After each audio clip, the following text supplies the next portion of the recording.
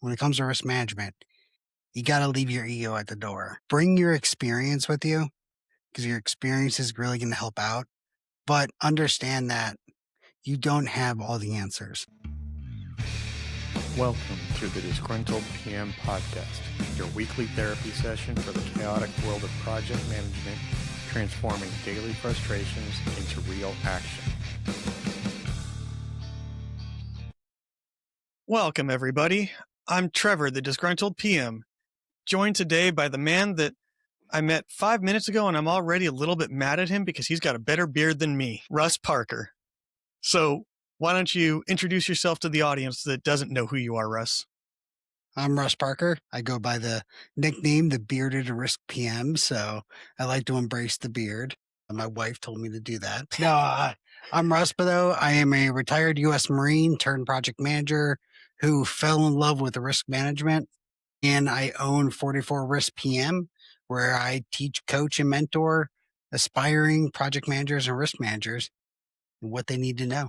So, as you can probably guess from the audience side, today's discussion is going to be all about risk. And to set the table, because one of the things that I'm passionate about as a PM is we set definitions up front and create common nomenclature. So let's start by defining what is a risk.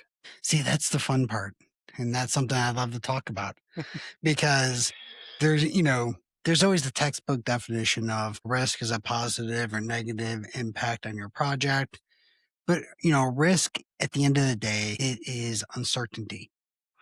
Now, depending on what books you read, there are people out there they hate the fact that we like to delineate between positive and negative.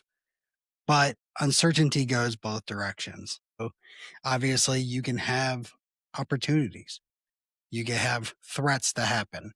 But at the end of the day, risk management is uncertainty. It is the unknown of what sits out there. So we don't know if it's going to impact us today, tomorrow. We don't know if it's going to impact us next week. We don't know if it's going to be a $5,000 impact or a $500,000 impact. It's uncertain. Therefore, it's a risk. It's something we have to plan for. We have to think about, and we have to get our heads wrapped around being uncomfortable with the fact that uncertainty exists out there. Man, that's deep right there.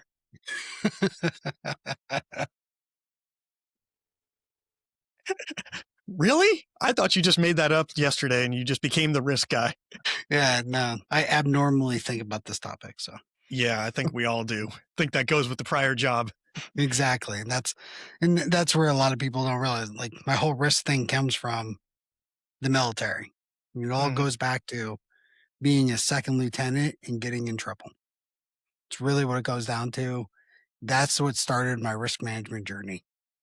See, mine was always trying to avoid getting in trouble. That's always the goal, right?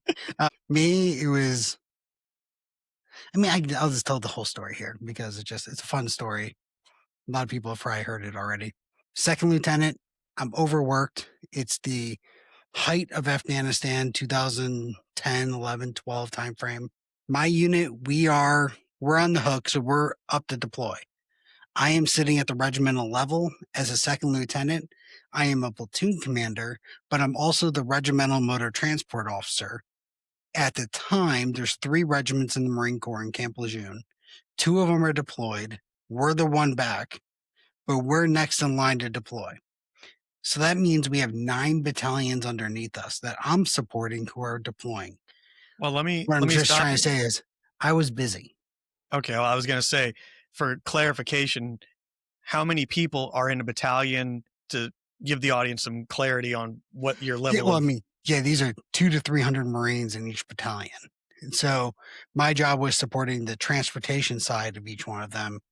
So either way, I was busy. I was sleeping in my office some nights. We were just around the clock moving. I got tasked with supporting a range I had to go do. It's a quick, just go out there, shoot some rounds. It's a good day. Well, I waited until the last minute because I was busy, and I saw a buddy of mine. He had ran this range a couple months earlier. So I'm like, hey, bro, can I get your order and everything you did for that range? He sent it to me. I did a control F, replace. I took his name, put my name in there, his unit, my unit, everything like that. I'm like, all right, he succeeded. Send this out. Don't think anything about it until I get a call from Lieutenant Colonel XO. All it said was, Lieutenant Parker, get down to my office right now. And he hung up the phone. Never a good day. Anyone knows you don't want the XO calling you as a lieutenant. I run down there.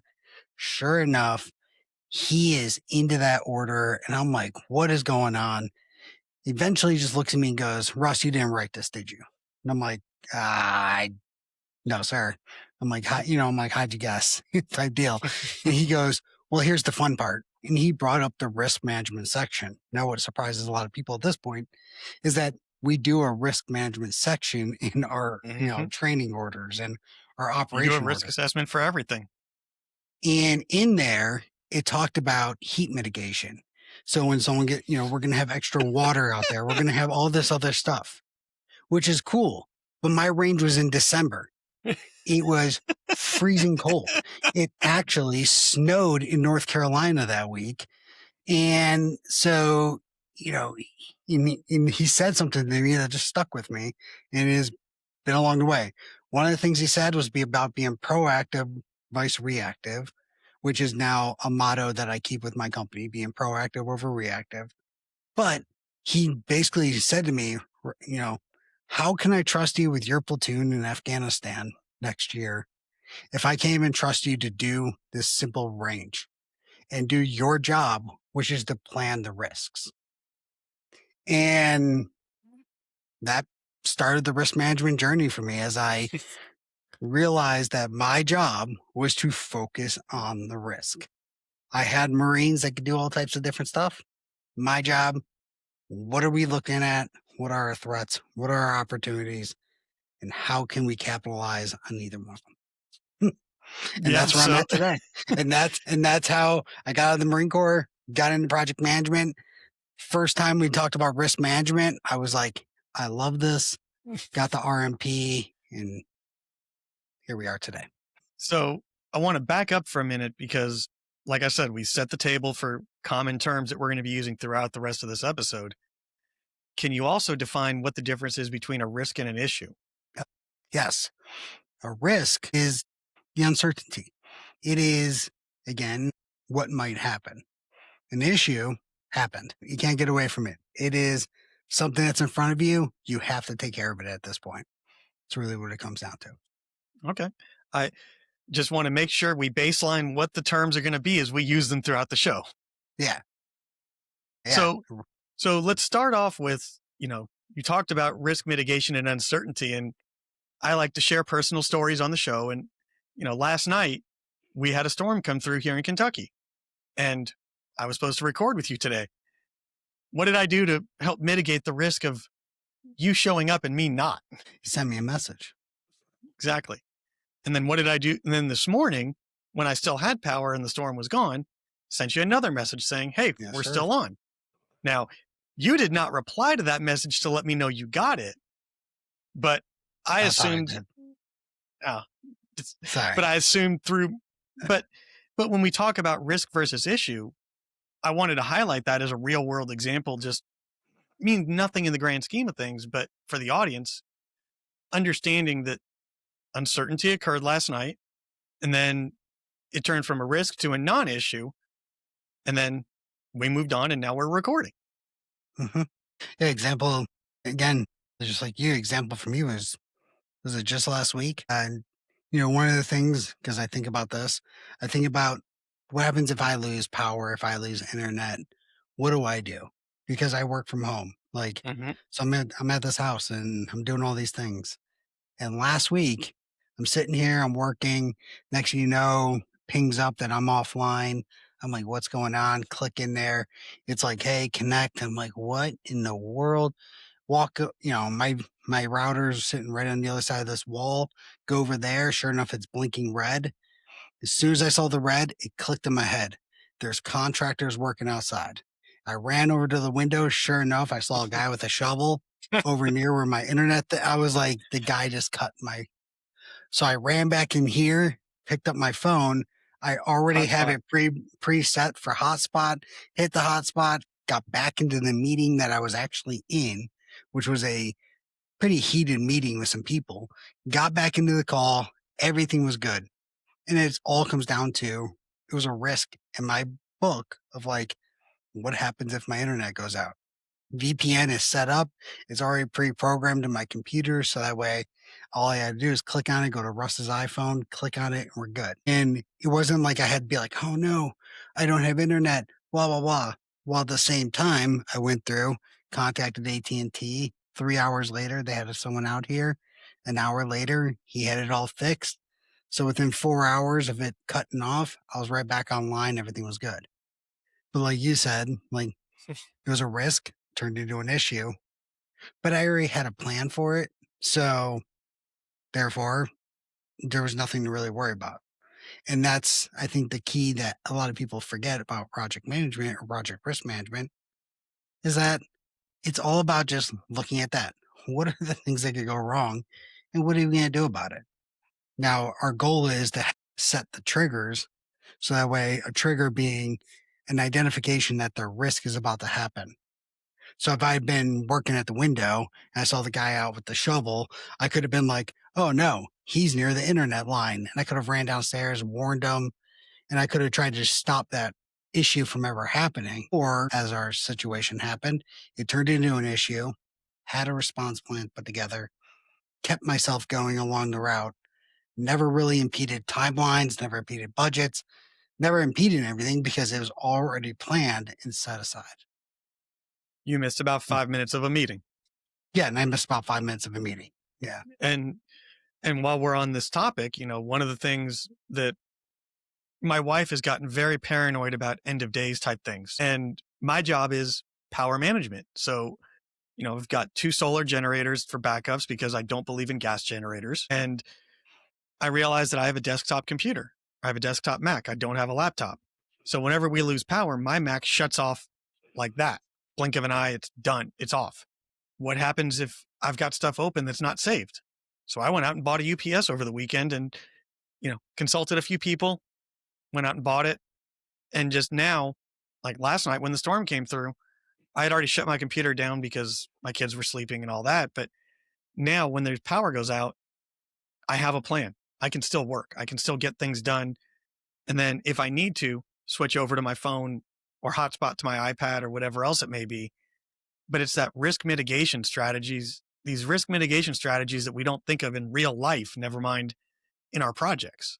Right. And it's no, and that's why I try to explain, like, when, especially when teaching my courses, a lot of this is what people do in their day to day life. They just don't, it's just when you put them in a formal atmosphere, they're like, well, that'll never happen to me because I know what I'm doing, or something like they get ahead on themselves. And you're like, I'm not saying that you're bad at your job. I'm just saying you got to think about these things. Like things like this could happen. And when they happen, let's just talk about what we're going to do. And it's the infamous term from the PMBOK of the unknown unknowns. Exactly. Like I couldn't plan for somebody cutting my fiber line while working on something outside my yard. Even if I tried to think about that as what are the contingency strategies for what if I'm recording right now, what are the strategies I have to think about what can go wrong in a recording of a show? Of all the things that enter in my mind, somebody cutting my fiber line with a shovel was never one of the things I thought of. No, I think just losing internet probably. But yeah, But yeah. I mean, but the idea though is that you can think about these unknown unknowns, but you can also go down a deep, dark rabbit hole that you can never recover Yeah. from when you start thinking about those crazy out of left field things. But I would say though that it's not always terrible though for people to bring those up. Mhm. Because I have been in situations on planning teams and you're looking around the room and again, you know, have to go back to the military for this one because this is it's one that always sticks out in my head is we're doing some planning and I'm not going to talk about what the planning actually was because it was secret at the time. I don't think it's a secret anymore, but either way, we're all sitting around. Obviously, it's a bunch of captains, majors, lieutenant colonels, We're High all ranking just, people. yeah, we're all just talking about things. We're on like a break. We're sitting there. And of course, we have a corporal in the room who's he's like doing the scribe piece. He's on the computer doing all the typing. And we're just sitting there. I looked over at him and I'm like, hey, what are your thoughts? What do you see going wrong? Like, what are you thinking? He's like, oh, sorry, I'm not really. I'm like, nah, man, like, what are your thoughts? Just throw some stuff out there. And he mentioned something, and I can't remember what it is off the top. I was like, that's actually a good idea. Like, that's a good thought, you know? But I think for all of us, we're sitting at such a high level that we didn't think about that topic. We threw it up on the board. We talked about it. That actually made it to like one of our top risks of something we need to make sure we cover down on for the entire large scale exercise in a different country. So like this is, so going down those rabbit holes, yeah, you can lead to a bunch of different stuff. But that's why you take your risk register when you build out your whole list of risks, you throw things on there, but you make a line in the sand of like, hey, anything below this line, we're not too worried about. We're not worried about zombies attacking. Right. Is it a risk? Yeah, it could happen. You know, could a meteor hit the earth? And yeah, like, because I've been in rooms where that gets brought up, and I'm like, all right. But, and you got to be the guy. You'd be like, okay, throw it up on the board. You want to be a smart aleck? I'll be a smart aleck back and I'll throw Yep. it up on the board. But, yeah, like it just gets deprioritized, and it's a low It's low, probability, low. high impact if it happens. Yeah. But like, if it happens, like we got a lot more problems on our hands. Yeah. And when one of the things I want to highlight in that story that that hit me when I started thinking about that is the fresh eyes perspective. Huh. Because we spend so much time in these meetings and these project calls and all these different things that we're working on. And you've got everybody arguing over minutia of details, but nobody is ever able to zoom out and look at things holistically as the fresh eyes because everyone else is so wrapped around the concepts, which sounds kind of like what all the officers were doing over here. And then the lower enlisted person over here was like, well, I don't see what you see because I see it differently. Exactly. That is the number one reason why I always say when you do risk planning, you got to have a variety of people in that room. And you need to listen to the new guy that just showed Yeah. up. Yes. Yeah. The fresh eyes perspective is always critical in the risk topic because you never know what they're going to see that everyone else missed because they've got different perspectives on life and different experiences. And people just naturally grow egos. That's another thing when it comes to risk management, you got to leave your ego at the door. Bring your experience with you because your experience is really going to help out. But understand that you don't have all the answers and you don't have to have all the answers. It's okay not to have them, but it's identifying what problems can happen. Because, like I said, going back to the guy, we're like, hey, this, and they're like, that doesn't happen to me. I'm too good for that. No, not saying that you're bad at your job. Just saying if you happen to be sick, you get 100 emails. Out of those 100 emails, one of those emails was this topic, and you missed it because you're trying to sort your emails and you accidentally hit delete twice on your keyboard instead of once, took 2 emails, you didn't notice. It was that email. So, what is our backup plan for getting approvals that doesn't involve only you? Like just working through those processes of like, how do we get past if this happens type deal? So it's just, like I said, ego at the door. Just realize that all we're trying to do is protect the project, protect your program, portfolio, whatever it is. That is our end state of what we're trying to do. Well, I think that segues perfectly into what are the strategies for risk in terms of what is it? The PMBOK says there's 4 of them, I think. What do you mean? You mean risk response strategies? Yeah. Yeah.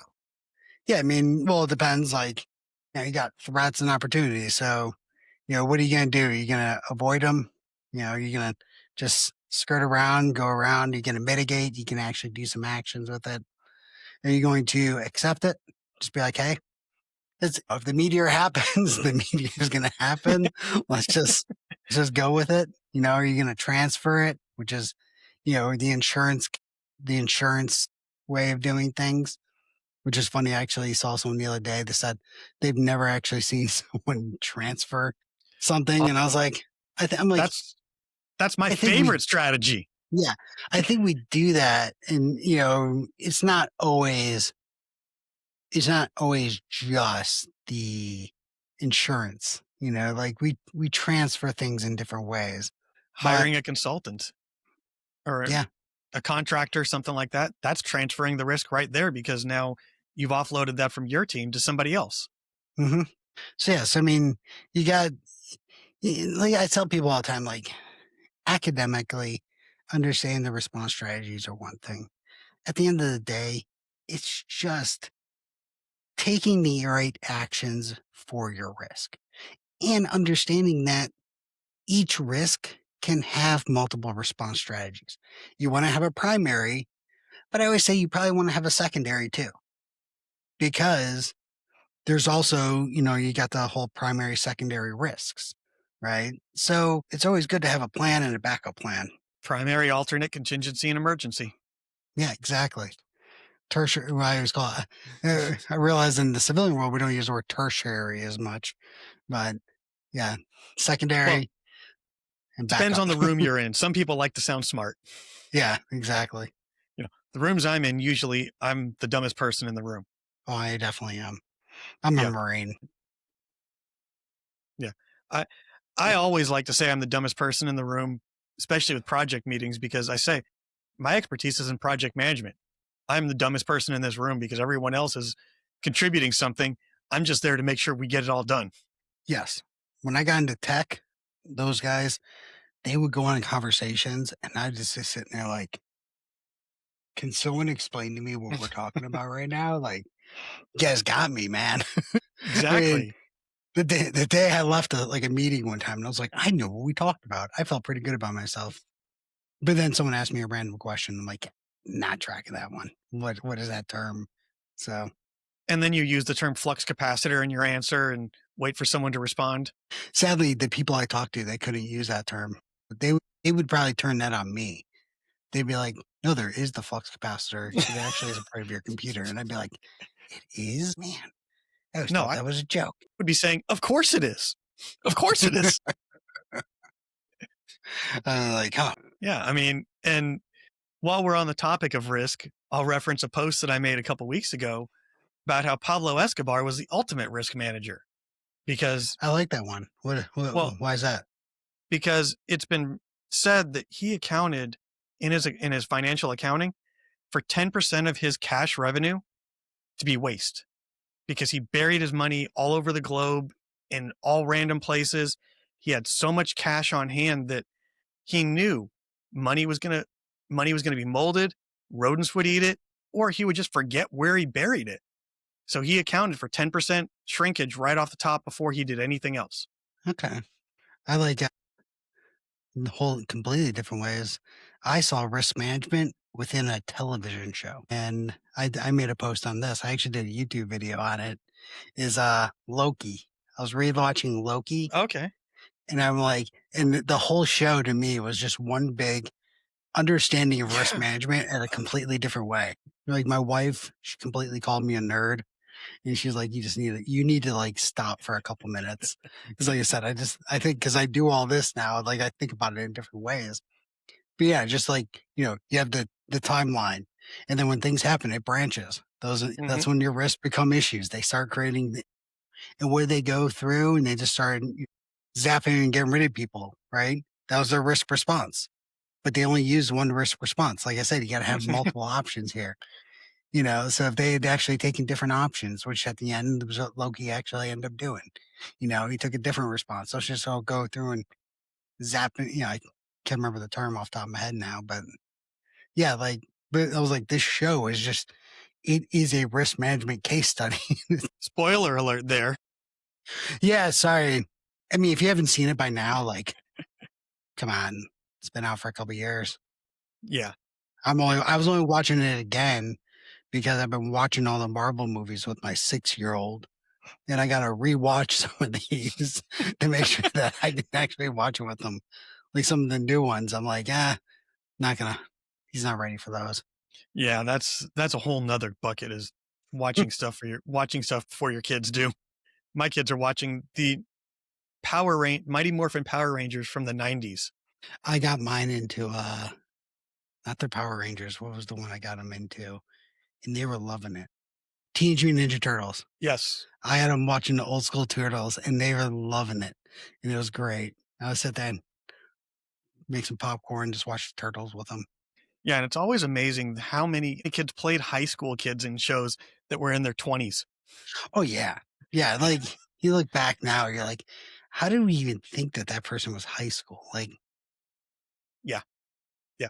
But, to tie this all into risk management, both of us have kids. Both of us are letting our kids watch TV. We want to make sure that we're vetting a little bit of what they're watching to make sure that they're not watching something we don't want them to watch. Tying it all back to risk, right? yeah, it's all one big risk management. Like I said, we do this in our daily lives. We just don't think about it. Yeah. So I think that's a great place for us to pause to talk about the Patreon, because I have a Patreon where every guest participates in the postmortem interviews, which is a bonus conversation with every guest, including Russ. And in Russ's postmortem interview, he might be sharing some of his RMP strategies for the risk management professional certification, stuff behind the paywall that he doesn't give away for free. Right? Yes, sir. And we'll be talking about some of Russ's special tips for managing risk as well. So let's move back to the conversation of risk overall and talk about what are some of the myths around risk that you've seen that you want to dispel that PMs hear and don't understand. Yeah, I mean, when it comes to myths, it's definitely the fact that you can't control risk. Like you said, it's uncertain, and people think that you just can't control it. And I would say, yeah, you can. Like we talked about, there's unknowns. There's things out there you're just going to miss. But that doesn't mean you skip the process. There's a reason why PMI put this into the whole process overall. In the PMBOK 8th edition, they've elevated risk management, to a actual, like, this is a primary domain of something you need to focus on. And, and in your budget wise, up front in your budget, you're supposed to plan for risks. And the whole reason why is that you actually put some time in the beginning of your project in the initiating planning phases of sitting down and thinking about risks. And this is more than just, all right, guys, let's do a brainstorming session. Brainstorming is great, but I preach a risk workshop. Set up depending on the level of your project, how big it is, a half day up to a full week where you focus only on doing some brainstorming, maybe do some other techniques like Delphi, or doing just random whatever works for your team. You got to have a book of different methodologies. Like you can't just pick one and go with it for every team. Different teams are going to work in different ways. And you go through and systematically build these process out. So the myth is you can't control it. So we're just going to go with it. When you can, you just got to put a little bit of effort into it. And I said a week, but we're talking like, if you're trying to build the Burj Khalifa, yeah, like you're going to need like probably even more than a week risk management focus up front, like of everything that could go wrong. Right. But it's only like a half a day spread out over a couple days. So people can have time to think through their processes. I want to piggyback off of what you just said there and talk about that risk management is not a one and done. Like you said, you'll have that seminar of a day or a half a day. And that's not all you do that's not the only time you talk about risk. No, right? No, that's definitely not the only, it's just when you do it up front, you set the pace for the rest of the project. And I think that's the key element. Are you supposed to do it incrementally throughout the project? Yes. Are there times where someone initiates a huge change request? You might want to do a quick risk workshop. What are going to be the What are going to be the outcomes of that change Implications. request? Yeah, thank you. I was not going to get that word out there, so I was just like, you know what, I'm just going to skip it. One of my risks in life is like my mouth sometimes just doesn't want to move with words. It's always been a joke. People love it. I had a general tell me once, he's like, Russ, I love you, but you just can't talk right sometimes. And I'm like, no, I can't. Words just don't want to come out of my mouth.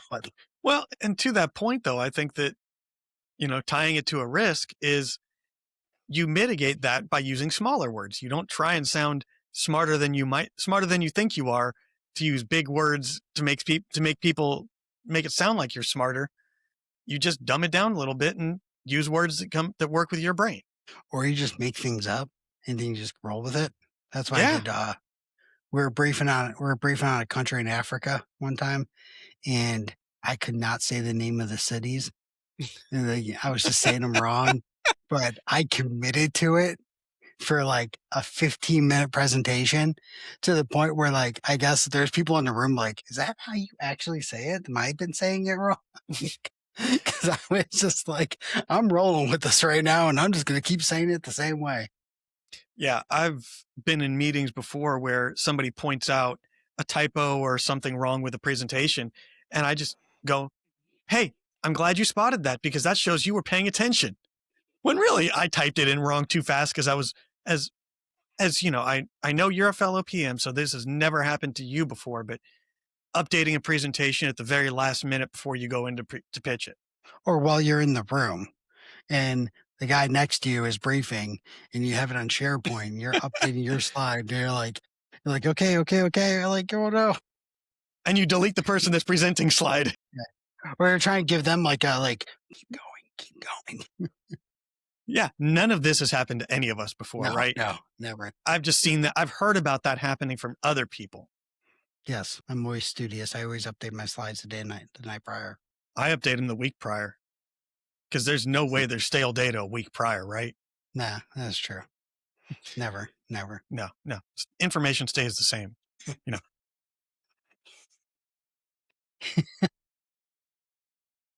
You almost stayed with a straight face there. I was like, yeah, not good. I've been in meetings where you get to my slide. I'm like, well, this all changed in this conversation, so Yeah. we're just gonna talk about some stuff because my slide's all outdated. Yeah, because the person before me, their change request was denied, and my whole slide was based off of their change request being accepted. Yeah, or I was working on a project, and so my entire project was dependent on a completely different program. Mm-hmm. We weren't aligned, but if they got delayed, it would delay us. Dependencies. So I had this whole thing set up of like, hey, we're doing this. These are our things coming up. And the program manager, apparently the night prior, at like one of their last meetings, found out that like the vendor was not going to support, and they're pushing everything like 5 weeks to the right. And they briefed us in the meeting, and I'm sitting there like you couldn't let me know this.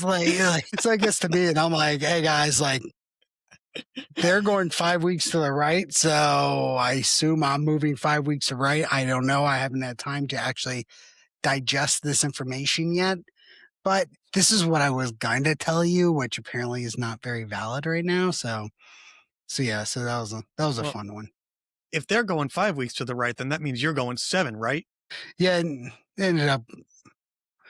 ended up something like that. Like we were all this. They kept getting the vendor. Like I don't even know why we just didn't switch vendors at some point, but Because when you're that dug in, you just deal with it. And yeah, that's pretty much what it come back Yeah. onto. And most of the time, in my experience, when you've got certain vendors, it actually costs more time and effort to switch vendors, vet them, and do all that than it does just to roll with whatever they're doing, because somebody else is probably paying them more money on a different project. So that's why they're delaying yours. Yeah, that's true. It's probably right. Is I don't to know do what it. was- But like you said, I didn't need the vendor. They were using the vendor. So So you had a 6-week vacation? no, it was like one of a few projects I was on. So just that one became like, all right, well, I'm gonna wait for you for a second and go to the other things. Now I get to go home on time for 5 weeks. No, not happening. So let's talk about the RMP itself and kind of who it would be for and who it's not for, because I know that there's a lot of people out there that look at it and just don't really know much about it other than what's on PMI's website. Okay. What do you want to know about it? Well, let's start with who would it be ideal for to go get that certification and study for it and do all the fun stuff that goes along with it. Yeah. I mean, first off, you got to have interest in risk management. If you don't have interest in risk management, you're going to have some problems. Uh, you know, the best way I can explain it is the PMP we all know is, I think it's at 180 questions. You got Mhm. all this time. It is broken up across initiation all the way through closure. It covers all the domains. It's agile, it's hybrid, it's predictive. So you have all this different information shoved into this exam. Mhm. Risk management makes up 3, 4 questions, whereas risk management is 115 questions, but you're going deep into risk management at the project, program, and portfolio level. So you are getting deep in this information. The PMP, they're like, hey, here's risk management. I mean, when I teach the courses, it's like an hour long section where you're out of the whole 35 hours, it's an hour long. And well, for me, I usually take longer just because I like the topic. But either way, like you're really just covering the top points. You're going to go through and, you need to plan your risk management. You need to go through qualitative. Here's quantitative. It's this magical thing out there where you deal with numbers. And, but then we get a risk register and then we use that and we build it up and we rack and stack them. We do the probability impact and then we use that. And then you can't close your risk until everything's done. In the RMP, you're getting deep into this. You're learning that the risk register and the probability and impact, that's just the start. There's more aspects in there. You want to add complexity. You want to add in, proximity. Is it happening next week or next month? Because if you have a medium risk and a high risk, but the medium risk is going to happen next week, the high might happen in 3 months. You're going to focus on the medium, not the high. Because that one's right here, so there's different aspects that you jump into in the RMP where you're getting deep into this information. And out of the students, myself and the students I've had, they all say the RMP is harder than the PMP because you were hyper focused on this topic. Now, people who've taken the ACP, I know that they've walked away and been like, "Oh, the ACP to me was easier than the PMP." Or I've had a couple people say it was harder, but it Don't is get me for started on the ACP. yeah. But the ACP does cover a lot of different methodologies. It's heavy on Scrum and it is hyper focused on Agile, right? Same thing for the RMP. But they get really detailed and they get really into some of these different topics that, you know, the PMP just kind of like brushes over, especially that quantitative risk analysis. Yeah, the ACP, when I went to go study for that, I did what every trained trained person does, and I went to the PMI website, went to the materials to look at, and it was, "Hey, check this out. Here's a list of 12 books that we might pull questions from. We might not." Yeah. Yeah. Like there was Well, no definitive guide for that. yeah. At least, the RMP too, this is something I tell everyone that's out there looking to take it. If you look at the exam content outline for the PMP, it lists Mhm. the PMBOK, it lists, whatever is on the PMP. I can't remember off the top of my head. But if you pull up the RMP, you have the PMBOK, you have the risk management project programs portfolios guide, but there's 5 books listed. Mhm. And when I studied for the RMP, I kind of was like, okay, there's some books. After I got the RMP, I read some of those books. And I'll tell you right now, if I had read some of those books, I would have had a lot easier time probably on that RMP.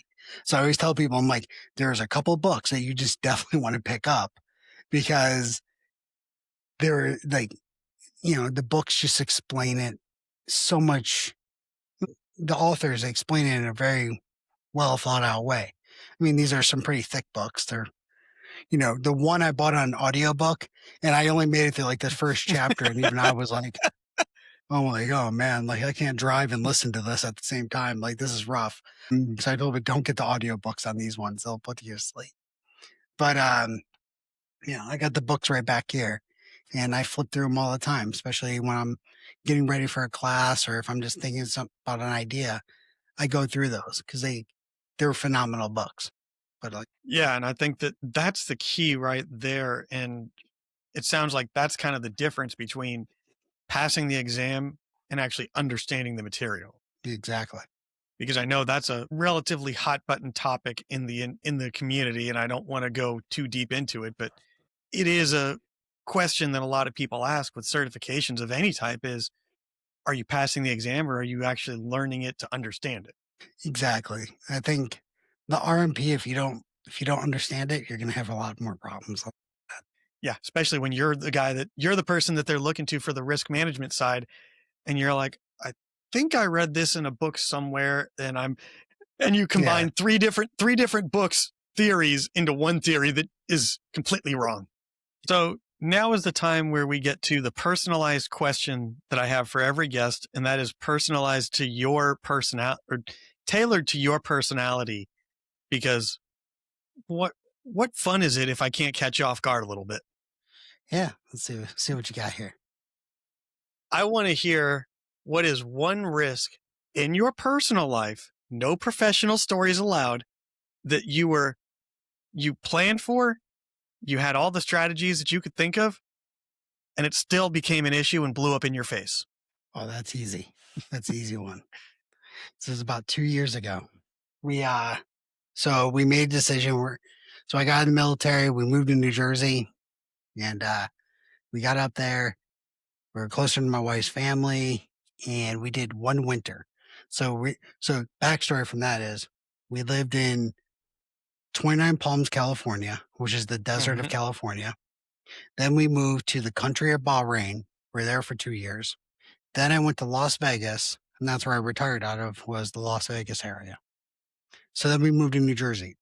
We did one winter. Now, granted, we're both from up north, and we're both like, what are we doing? So we flew down here to Florida, took a look at some neighborhoods. We loved it.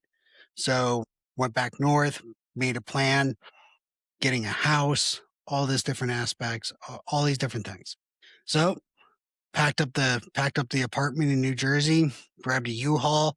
We had two kids, a cat, a dog, a U-Haul. We're on a road trip, and so granted with the planning piece, like so my wife, she was a PMP. Right, she's the OG PMP in the family. Granted, she let it lapse. She's now a teacher, but she's like, yeah, I don't need it anymore. But either way, she knows the processes, and she's more detailed when it comes to planning than I am. So obviously, we planned out this trip. We planned out the timing, so we show up the day before we have to close. All these different aspects. Well, even though with all that planning, everything associated to it, ends up we forgot to submit some paperwork for the mortgage. So we showed up and they're like, what do you mean like, we did send you an email saying, we're like, well, no, we coordinated this closing date. They're like, yeah, but we never confirmed the closing date. And I'm like, looking at my wife, like, excuse me. And so we're in this office and I'm like, so now I'm like in the hotel trying to do some work. We're trying to coordinate with the funds that were supposed to be transferred that apparently weren't transferring now. But then this and that. And then there was an issue with how much money we actually owed. So, we spent like a week in a hotel or, trying to like figure this all out, and I'm like, we got to figure this out. Like, I can't like I need a house at this point. Like I got my whole family. So So yeah, so that was definitely a personal life risk management failure an overall just planning failure of like, we didn't make sure we had all of our ducks on the line even before we jumped in the U-Haul and drove down to Florida. So I can actually commiserate with this story more than you can think of. Because when we moved from Tennessee to Kentucky, I had a job offer in Kentucky from a major company.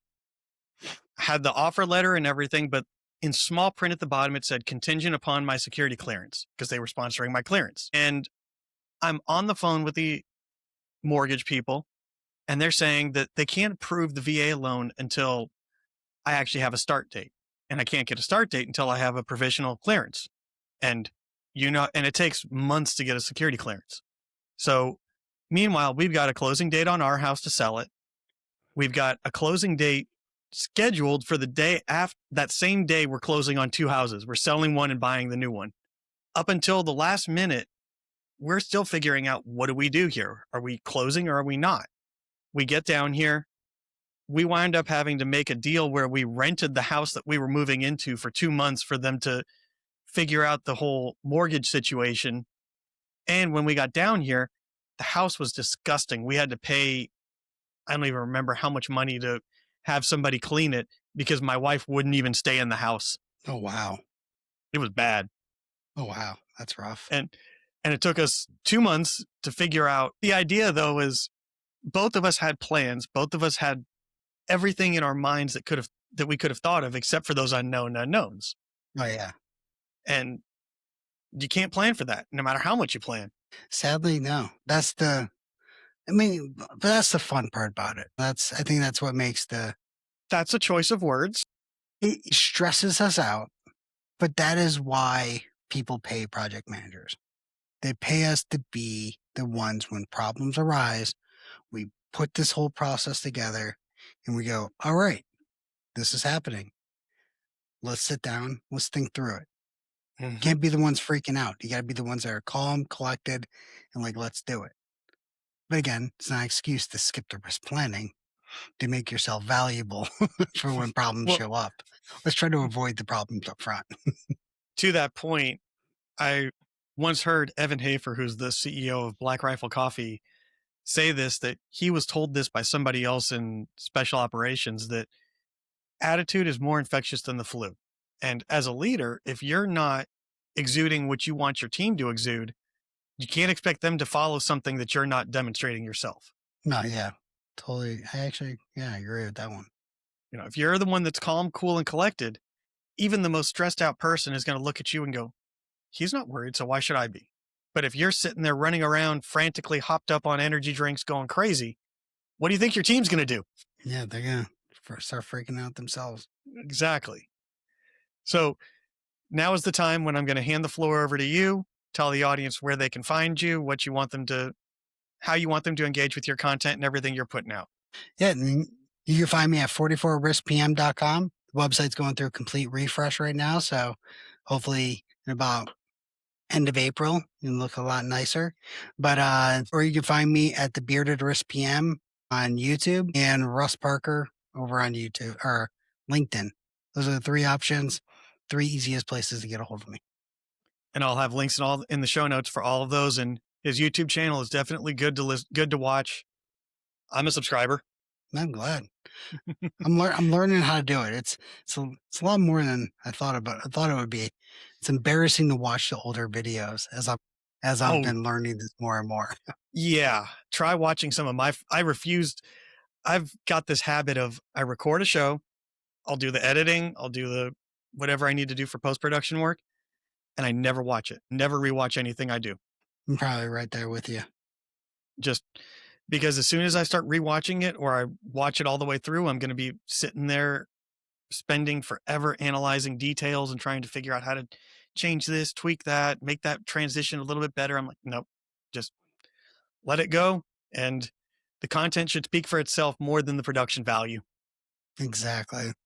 That's definitely what I've learned, is just focus on the content, not as much the animations and all that. Like, you can improve that. Yeah, I'm an educational channel. I'm not an entertainment channel. Is what it basically came down to in my head eventually, because I was trying to get all fancy with it. Well, and there's something to be said about the raw authenticity of what you do, because I was a guest on somebody else's show and they sent me a clip, they sent me a copy of the trailer and it had all these animations and B-roll and stuff. And I said, that's cool, but you lost me in half of that because none of that was relevant. I mean, it was relevant to what I was talking about of B-roll, but it wasn't. I could tell that it was just pasted over my face of instead of showing me talking, which if you're tuning in, you probably want to see the person talking rather than a bunch of B-roll that's distracting you from what you're tuning in for. Yeah, exactly. But then again, you could say anything that covers up my face is a benefit. It's not that bad of a face. Well, it's not quite the beard of yours, but we'll go with that. No, I mean, my wife loves the beard, so. Well, with that, I think that's a great place for us to end the show. I want to thank the subscribers, and most importantly, I want to thank the Patreon subscribers who help fund the show and help keep this thing on the air, and remind everybody that liking, subscribing, following, all those great things, they're the best value in town because they're free. They cost you nothing, and they really do help with promoting the show and getting things out there and helping what I'm doing, helping what Russ is doing. So don't forget to do all that stuff. And I'll end like I always do. May all your deliverables be on time, your budget's in the black, and your scope not creeping. For Russ Parker, I'm still Trevor, and I'm still the Disgruntled PM. Thanks for listening.